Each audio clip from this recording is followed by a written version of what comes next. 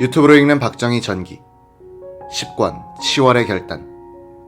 김일성의 통일 방안 일부를 받아들인 김대중.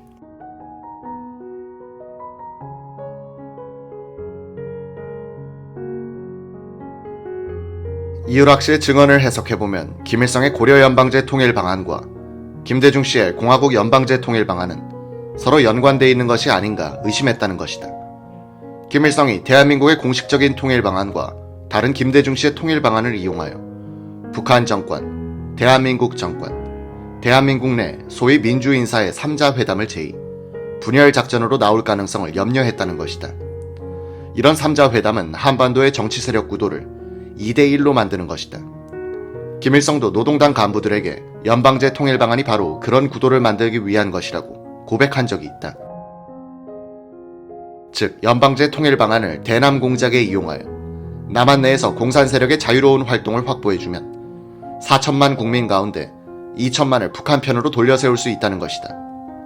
그러면 북한 주민 2천만과 합쳐서 자기 편이 4천만, 대한민국 수호 세력이 2천만이 되니 자유총선거를 해도 공산당이 이길 자신이 있다는 계산이었다.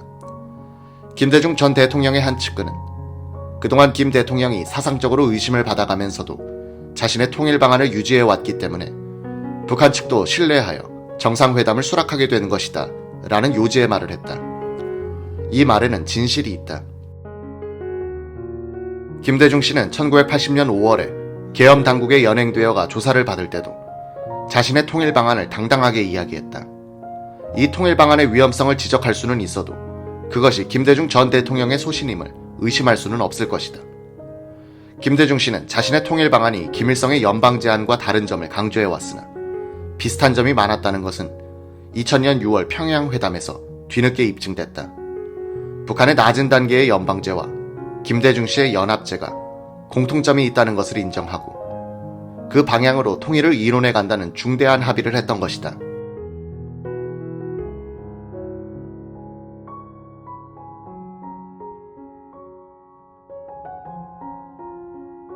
이 합의는 대한민국 건국 이래 최초로 북한의 대남 적화 전략의 핵심인 연방 제안의 일부 타당성을 인정한 것이다. 이런 인정의 연장선상에서 남한 내의 친북 세력이 지난 수년간 대담한 활동을 전개하여 대한민국 수호 세력을 반통일 세력이라고 공격해왔음은 이미 공지의 사실이 됐다. 즉, 김일성의 통일 방안 일부를 김대중 대통령이 받아들임으로써 결과적으로 그들의 대남 적화 공작에 일정한 공간을 제공하는 사태를 초래한 것이다. 김정일 정권과 국내의 친북 세력은 이제 선과 선의 연결이 아닌 면과 면의 접촉으로 확대, 연동되어 김정일 정권의 조종대로 움직일 수 있는 조건이 성숙되고 있다고 봐야 할 것이다. 햇볕 정책은 벼랑에 몰린 김정일 정권을 경제적, 군사적으로 기사회생시키고 한국 내의 대북 안보 체제를 약화시키고 있다. 이런 변화가 가능했던 것은 1970년대부터 지속되어 온 김일성, 김정일 정권과 김대중 씨 사이의 이해와 공감 때문이 아닐까.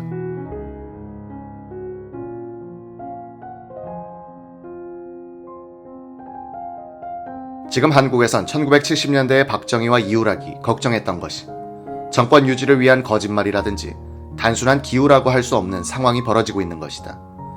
물론 김정일의 연방제를 앞세운 적화 전략과 이에 놀아나는 남한 내의 친김정일 세력의 전략이 성공할 것 같지는 않다. 우선 김정일 정권의 악마성과 구제불능함이 너무나 심해서 그 정권편을 공개적으로 들 수 없게 돼 있다. 웃음거리가 될 각오가 되어 있다면 몰라도 남한 내의 친김정일 세력은 개혁, 민주, 통일 세력으로 위장하고 있는데 이런 위장은 끊임없는 거짓말을 요구한다. 거짓말과 위선이 습관처럼 되어 있는 세력은 결정적인 순간에 큰 힘을 내기가 힘들다. 아무래도 정직에서 진정한 힘이 나오니까 이들이 당당하게 친김정일 간판을 내걸 수 있으려면 국가보안법이 폐지돼야 한다. 그렇더라도 이들이 본색을 드러내는 날이 장례식이 될지 모른다. 너무나 우스꽝스러운 꼴이 될 것이기 때문이다. 정보와 사회에서 마적단 두목을 사모하는 태도를 보인다는 것은 맨 정신으로는 불가능하기 때문이다. 김정일은 퇴임한 김대중 씨와의 계속적인 연계를 유지하면서 한국 사회에 영향력을 행사하려고 할 것이지만 김정일 정권의 악마적이고 반민족적인 본질 때문에 그와 협조하려는 세력은 자가당착에 빠지고 말 것이다. 그러나 김정일 정권이 남한 내의 친김정일 세력을 조종하는 한도 내에서 한국의 선진화는 불가능하다. 김정일 세력과 그 우호 세력은 광신, 미신, 억지, 사륙, 비인간, 비과학 같은 전근대의 유산이기 때문이다. 이런 수구 세력이 전진하려는 한국 사회를 억지와 광신으로서 계속해서 끌어당길 경우 한국은 속도를 낼 수 없기 때문이다. 대한민국의 오늘을 만든 세력, 즉 한국 사회의 주류층이 합리화, 과학과 자유와 인권을 대표한다면 김정일 정권과 친북 세력은 비합리와 광신과 억압을 대표한다. 그들이야말로 역사의 전진을 가로막는 수구 반동 세력인 것이다. 지금 한반도에서 이 두 세력의 대결이 벌어지고 있다. 이것은 한국의 선진화인가 후진국으로의 회귀인가를 결판낼 것이다.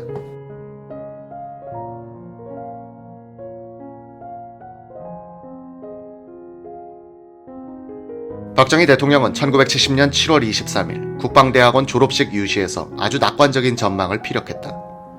우리와 북괴 사이에 상대적인 힘의 균형에 있어서 1970년대 중엽에 가면 피차 간에 큰 격차가 생길 것으로 나는 내다보고 있다. 1976년, 즉 우리의 제3차 경제개발 5개년 계획이 완료될 무렵엔 경제력에 있어서 우리의 국민 총생산은 북괴의 4배 내지 5배가 될 것이다. 인구에 있어서도 남한 인구는 북한 인구보다 2천만이 더 많을 것이다. 군사면에 있어서는 우리는 북괴를 훨씬 능가하는 실력을 갖추게 될 것이다. 그때 가서는 북괴도 무력으로 남한을 정복하겠다는 지금까지의 생각을 다시 한번 재고하지 않을 수 없게 되리라고 본다. 그리고 5년이 흐른 1976년 그의 예언은 거의 현실로 나타났다. 이에 1월 24일 박 대통령은 국방부를 연두순시한 자리에서 자신의 통일관을 담담하게 밝힌다. 원고 없이 조용조용하게 이야기한 내용의 테이프를 풀어본다. 특히 공산주의를 반대하는 논리를 이론적으로 여러 가지로 제시할 수 있겠지만 여기서 내가 강조하고 싶은 것은 우리는 공산주의를 절대 용납할 수 없습니다. 왜냐? 우리의 민족사적 정통성을 유지하기 위해서라도 우리가 용납해서는 안 됩니다. 공산당은 우리의 긴 역사와 문화, 전통을 부정하고 달려드는 집단이니 도저히 용납할 수 없는 겁니다. 우리 대한민국만이 우리 민족사의 역사적 정통성을 계승하여 지켜가는 국가다 하는 점에 대해서 우리가 반공교육을 강화해야 하겠습니다. 공산당이 지난 30년간 민족에게 저지른 반역적인 행위는 우리가 절대로 용납할 수 없을 겁니다. 후세 역사도 절대로 용납하지 않을 겁니다. 우리가 정말 참을 수 없는 것을 참아온 것은 전쟁만은 피해야겠다는 일념 때문이었습니다. 우리가 언젠가는 이 분단 상태를 통일을 해야겠는데 무력을 쓰면 통일도 되지 않을 뿐만 아니라 한 번 더 붙어서 피를 흘리고 나면 감정이 격화되어 몇십 년간 통일이 또 늦어진다. 그러니 통일은 좀 늦어지더라도 평화적으로 해야 한다고 우리가 참을 수 없는 그 모든 것을 참아온 겁니다. 우리의 이런 방침에는 추호의 변화가 없습니다. 그러나 공산당은 그렇게 생각하지 않습니다. 언젠가 그들이 무력으로 접어들 때는 결판을 내야 합니다. 기독교의 성경책이나 불경책에서는 살생을 싫어하지만 어떤 불법적이고 강한 자가 약한 자를 침범할 때는 그것을 쳐부수는 것을 정의라고 보고 있습니다. 그리스도교에서는 누가 내 볼을 때리면 이쪽 따귀를 내주고는 때리라고 하면서 적을 사랑하라고 가르치지만 선량한 양떼를 잡아먹으러 들어가는 이리 떼는 이것을 두드려 잡아 죽이는 것이 기독교 정신이라고 가르치고 있습니다. 북한 공산주의자들도 우리 동족임에는 틀림이 없습니다. 우리가 먼저 무력으로 쳐올라갈 리야 없지만 그들이 또다시 6.25와 같은 반역적 침략을 해올 때에 대비하고 있다가 그때는 결판을 내야 합니다. 통일은 언젠가는 아마도 남북한이 실력을 가지고 결판이 날 겁니다. 대외적으로 내어놓고 할 이야기는 아니지만 미, 소, 중, 일 4대 강국이 어떻고 하는데 밤낮 그런 소리 해봤자 소용없는 이야기입니다. 어떤 객관적 여건이 조성됐을 때 남북한이 실력으로 결판을 낼 겁니다. 그러니 조금 빤해졌다 해서 소강 상태라 해서 안심을 한다든지 만심을 한다든지 해서는 안 되겠습니다. 박정희는 화려한 통일 방안을 만든 사람이 아니라 남한 주도의 통일이 가능한 객관적 조건을 성숙시킨 사람이었다. 문제는 통일의 결정적 순간이 도래했을 때 대한민국의 지도부와 국민들이 그 기회를 낚아채는 결단을 내릴 수 있는가이다. 유리한 조건이 반드시 승리를 보장하는 것은 아니다. 인간의 의지가 들어가야 한다. 친김정일 세력이 지금처럼 바로 하는 상황에서는 그런 의지의 결단이 어려울 것이다. 우리의 1990년대 10년간은 잃어버린 기회였는지도 모른다. 소련의 붕괴, 동구 공산체제의 붕괴, 중국의 개혁개방, 김일성 사망, 북한의 대기근 사태로 이어지는 근 10년간의 호기 속에서 한국인들은 흡수 통일할 각오와 희생정신을 발휘하지 못했다. 친북 세력의 감언이설, 서독의 동독 흡수가 실패라는 거짓말 등 주류층의 비겁성, 그리고 지도층의 안이한 전략이 첫 번째 기회를 유실시켰는지 모른다. 그러나 그것이 마지막 기회는 아니었을 것이다.